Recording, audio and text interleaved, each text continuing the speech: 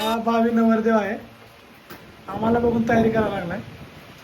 4 वाजता हळद आहे म्हणतोय, 5 वाजली इथं, अजून तयारी नाही याची. आणि बॅग आहे नवरदेवाची, आणि सगळ्यात महत्त्वाची बॅग हीच आहे. हा आलाय प्रोफेसर IIT मुंबईमध्ये, मराठी शिकवतात.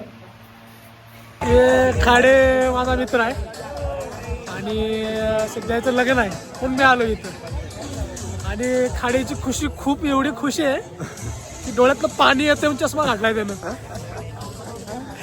बहिणी भाई, कॉंग्रॅच्युलेशन.